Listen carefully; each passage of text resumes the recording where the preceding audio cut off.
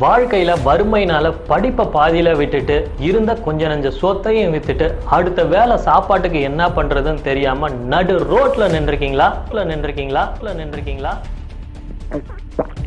அப்படி இருந்த ஒருத்தர் தான் வேகாத வெயிலில் சைக்கிள் மிதித்து குச்சி ஐஸ் விற்று இன்னைக்கு இந்தியாவிலேயே 100 கோடீஸ்வரர்களில் அவரும் ஒருத்தவர்.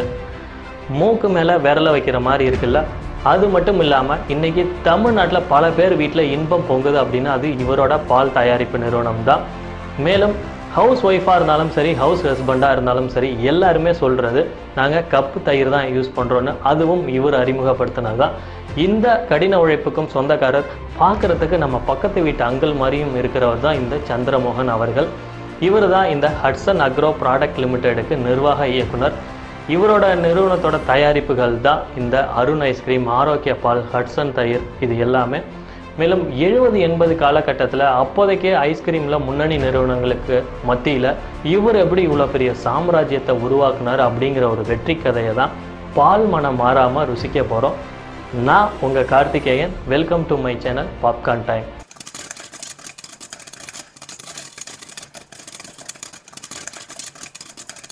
பலரும் மரியாதை தெரியாத நபர் தான் இந்த சந்திரமோகன் அவர்கள். இவர் விருதுநகர் மாவட்டத்தில் திருத்தங்கலை அப்படிங்கிற ஒரு கிராமத்தில் பிறந்தவர். இவரோட அப்பா ஒரு காய்கறி வியாபாரி. ஆரம்பத்துலேருந்தே இவங்களோட குடும்பம் ஒரு வறுமையின் பிடியில் இருந்தது. அதனாலே இவர் பள்ளி படிப்பை பாதியில் விட்டுட்டார். அதுக்கப்புறமா தன்னோட 21வது வயசில் தன்னோட கனவை நோக்கி அடியெடுத்து வைக்கிறாரு. அப்போ தான் 1970ஆம் ஆண்டு வெறும் 13,000 ரூபாய் முதலீட்டில் 250 ஸ்கொயர் ஃபீட் இடத்துல 3 பேரை வச்சுக்கிட்டு, அதாவது கையாலேயே ஐஸ்கிரீம் தயாரிக்க ஆரம்பிக்கிறாரு. இப்படி தயாரிக்கப்பட்ட ஐஸ்கிரீமை எல்லாத்தையுமே இவர் சைக்கிளில் வச்சு தெருவாக விற்க ஆரம்பிக்கிறாரு. இவர் ஐஸ்கிரீம் தயாரிக்க ஆரம்பித்த காலகட்டத்திலேயே முன்னணி நிறுவனங்களாக, அதாவது அப்போதைக்கே கொடி கட்டி பறந்துட்டு இருக்கிற நிறுவனம் தான் இந்த ஜாய் ஐஸ்கிரீம் மற்றும் இந்த குவாலிட்டி ஐஸ். இது எல்லாமே இதுக்கு மத்தியில் இவருக்கு தொடர் சவால்கள், பிரச்சனைகள், தடைகள், போட்டிகள்னு எவ்வளவோ இருக்குது. இருந்தாலும் இவர் தன்னுடைய வாடிக்கையாளர்களை திருப்திப்படுத்தணுங்கிற ஒரு எண்ணத்தில் ரொம்பவே உறுதியாக இருக்கார். இதனாலேயே இவருக்கு முதலாம் ஆண்டு வருவாய் என்ன அப்படின்னா 1,15,000 ரூபாய் இவருக்கு கிடைக்கிது. மேலும் தன்னோட பிஸ்னஸை விரிவுபடுத்தணும் அப்படிங்கிறதுனால இந்த காலேஜ் கேண்டீன் எல்லாத்துக்குமே போயிட்டு சப்ளை பண்ண ஆரம்பிக்கிறாரு. அதோட மட்டும் இல்லாமல் இந்த ஷிப்பிங் ஏஜென்சிக்கும் போயிட்டு சப்ளை பண்ண ஆரம்பிக்கிறாரு. இந்த காலேஜ் கேண்டீன் போய் ஏன் சப்ளை பண்ணுறாரு அப்படின்னா, இளைஞர்கள் தான் ஒரு புது ப்ராடக்டை யூஸ் பண்ணுறதுக்கு தயக்கம் காட்ட மாட்டாங்க அப்படின்னு ஒரு எண்ணத்தில் சப்ளை பண்ணுறாரு. இதனாலேயே 1974ஆம் ஆண்டு அருண் ஐஸ்கிரீமுக்கு கிட்டத்தட்ட 90% வாடிக்கையாளர்கள் இந்த காலேஜ் கேண்டீன் மற்றும் இந்த ஷிப்பிங் ஏஜென்சிலேருந்தே வராங்க. இவ்வளோ வாடிக்கையாளர் வந்ததுக்கு அப்புறமும் இந்த சந்திரமோகன் அவர்கள் ஐஸ்கிரீமோட தரத்தை மட்டும் கொஞ்சம் கூட குறைக்கவே இல்லை. மேலும் 1980 தான் கிராமப்புறங்களுக்கும் ஐஸ் ஃப்ரம் மெட்ராஸ் அப்படிங்கிற ஒரு கான்செப்டில் ஐஸ்கிரீம் எல்லாத்தையுமே சப்ளை பண்ணுறாரு. மெட்ராஸுக்கு அப்புறம் முக்கிய நகரமாக கருதப்படுற இந்த பாண்டிச்சேரி, கும்பகோணம், மதுரை, சிவகாசி போன்ற ஊர்களுக்கும் இவர் ஐஸ்கிரீம் எல்லாம் சப்ளை பண்ணி வியாபாரத்தை விரிவுபடுத்துகிறாரு. இந்த ஒரு காலகட்டத்தில் தான் இந்த சந்திரமோகன் அவர்கள் சபரி இன்ஸ்டியூட்டில் போயிட்டு ஒரு மார்க்கெட்டிங் மேனேஜ்மெண்ட் போய் படிக்கிறாரு. இவர் ஏன் இப்போ போய் படிக்கிறாரு அப்படின்னு யோசிச்சோம்னா, இவர் தனக்கு இந்த மார்க்கெட்டிங் மேனேஜ்மெண்ட், அதாவது வியாபாரம் சார்ந்த அறிவியலில் தனக்கு குறைபாடு இருக்குது, அதை நான் சரி செஞ்சுக்கணும் அப்படிங்கிறதுனால இந்த கோர்ஸை போய் படிக்கிறாரு. அதுக்கப்புறம் தான் பிஸ்னஸ் பல மடங்கு அதிகரிச்சதுன்னே சொல்லலாம். வாழ்க்கையில் வெற்றியாளனாக ஆகிறதுக்கு முதல்ல நம்ம பண்ண வேண்டியது சுயமதிப்பீடு.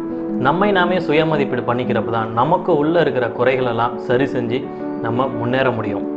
இப்படி வெளியூர்களுக்கு ஐஸ்கிரீமை சப்ளை பண்ணிகிட்டு இருக்கிறப்ப தான் இவருக்கு ஒரு பிரச்சனை ஏற்படுது. அது என்ன அப்படின்னா, அந்தந்த ஊர்களையும் ஃப்ரீசர் இல்லாத காரணத்தினால, மேலும் இது ஐஸ்கிரீம்ங்கிறதுனால ஸ்டாக் வைக்கிறதுல இவருக்கு மிகப்பெரிய ஒரு பிரச்சனை ஏற்படுது. அதனாலேயே 1981ஆம் ஆண்டு இந்தியாவிலேயே முதல் முறையாக பார்லர் வசதியை அறிமுகப்படுத்துகிறாரு.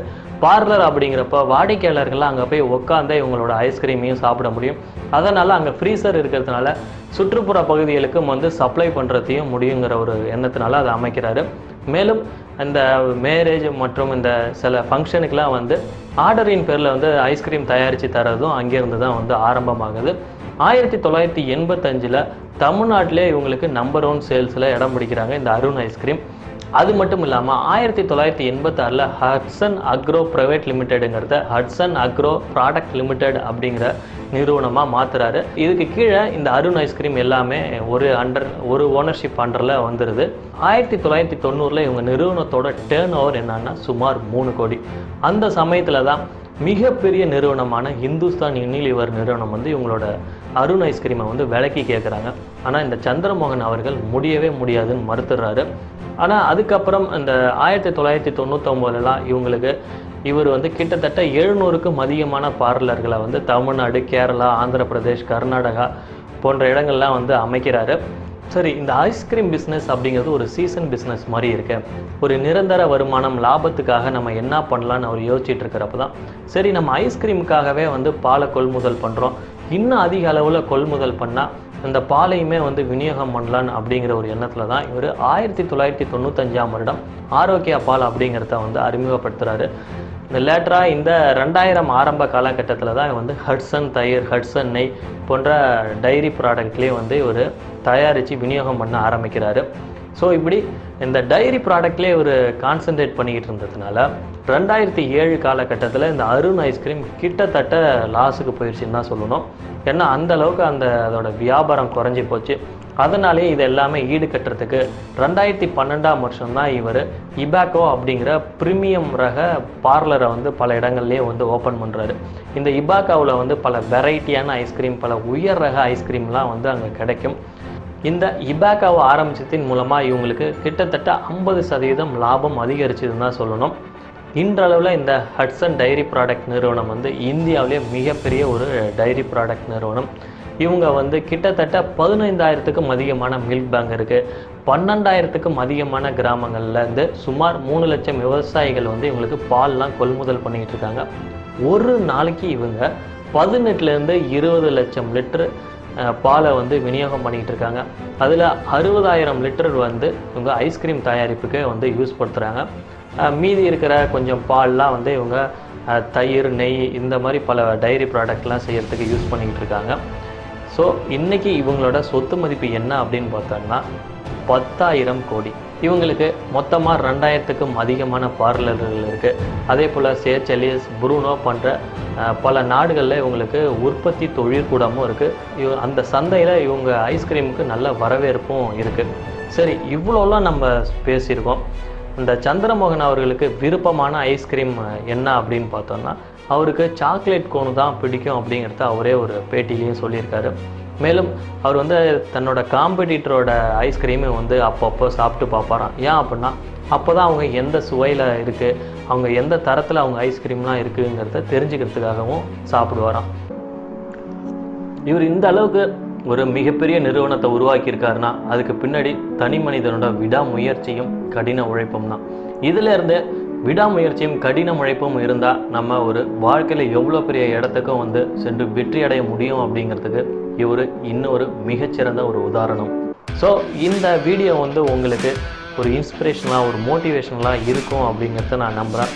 இந்த வீடியோ உங்களுக்கு பிடிச்சிருந்தா லைக் பண்ணுங்கள், கமெண்ட் பண்ணுங்கள், ஷேர் பண்ணுங்கள், மறக்காமல் சப்ஸ்கிரைப் பண்ணிவிடுங்க. மேலும் ஒரு நல்ல வீடியோவோட உங்கள் எல்லாத்தையும் வந்து நான் சந்திக்கிறேன். அது வரைக்கும் நான் உங்கள்கிட்ட சைன் ஆஃப் பண்ணிக்கிறேன். பாய்.